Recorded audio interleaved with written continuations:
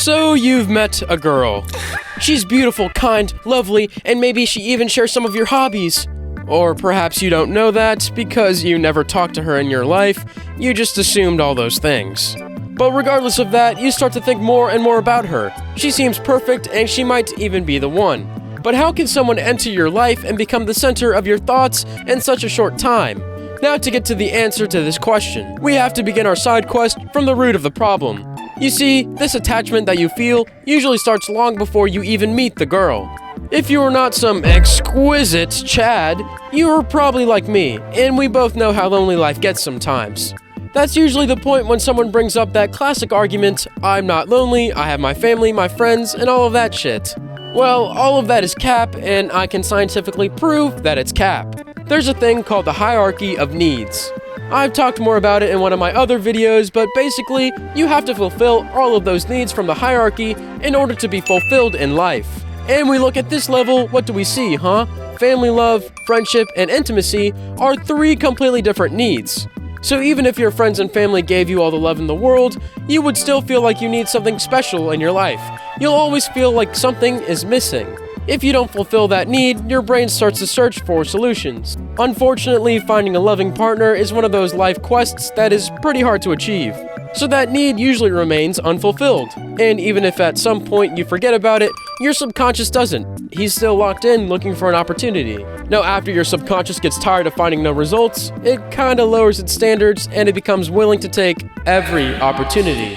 Eventually that opportunity comes, that perfect girl enters your life. You tell your parents, your friend, and your dog, and soon enough everyone knows about her and everyone is annoyed by you.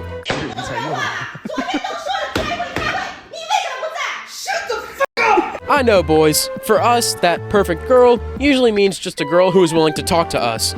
And no, asking for a pen doesn't usually count.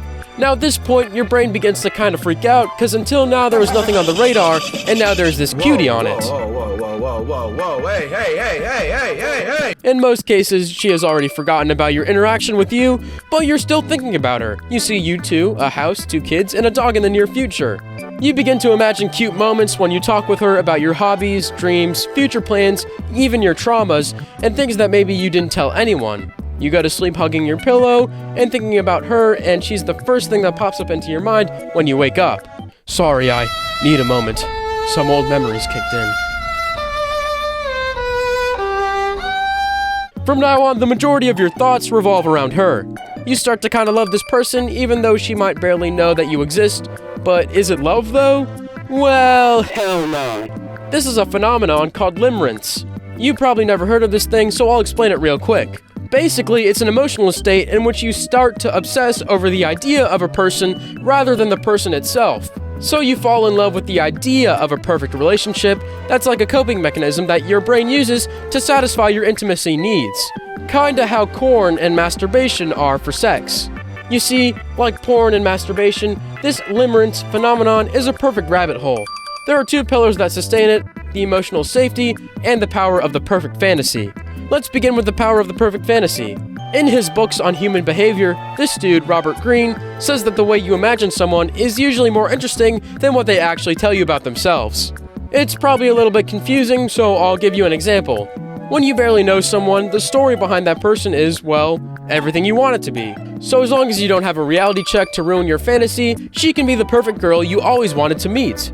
As a fun fact, that's why the first 2 weeks of a relationship usually feel so amazing. Although you kinda know that person by that time, she probably only shows you her good traits and only a fraction of her principles and life values. So again, the blank page is there for you to imagine her as you want her to be. But coming back to our subject, looking for the perfect girl is a dangerous way of approaching your love life. Believe it or not, she doesn't really exist. No one is perfect, and if you have that mentality of finding the perfect one, you'll fumble a lot of great opportunities. Now the second pillar is emotional safety. This one is pretty simple to understand, because probably all of us had a crush in school, and then the whole class made fun of us for that. That is one of those moments when your subconscious associates expressing your feelings with social denigration, which in our primal brain is associated with exclusion from the group, which is associated with death. So from now on, your brain will do anything he can to prevent this thing from happening again. That's probably why all those "I'm scared of women" memes became so popular, because deep down we know it's kind of true. So if you combine this fear of expressing your feelings with the commodity of having a perfect girl in your imagination, boom, this phenomenon becomes an emotional addiction. So the question is, how do we deal with that? Well, as I said earlier, there are two pillars that sustain this thing, so you'll mainly have to do two things. First, you'll have to actively stop yourself from fantasizing about girls, make a rule in which you can't be the center of your thoughts unless you are talking to her. At first, it would be pretty hard, trust me, I know, but it would be the progress you need to make in order to solve this problem. Even if you start dating someone, this continuous process of fantasizing is very dangerous for your interactions.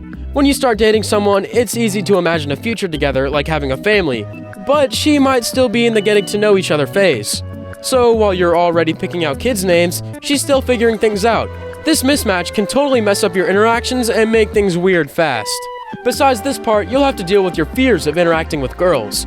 I don't say that you must go there on the mission of finding yourself a girlfriend in the shortest time possible. No, because this way you will fail 100%. Do you know why?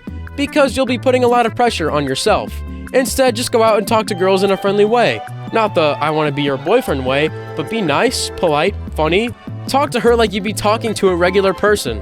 Give her a compliment, a true compliment, something that you have noticed about her and impressed you, but do it without expecting anything in return. This step will help you from three perspectives. You'll get to know more girls, you'll face your fears, and you'll see that they are not that impossible to reach. Okay, maybe they get more attention than us, but what's the better alternative? Becoming a 50-year-old who's still fantasizing about finding the perfect gamer girlfriend, or putting in the work and eventually finding someone special?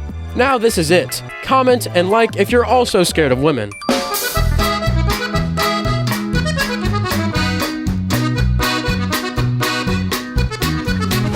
Emotion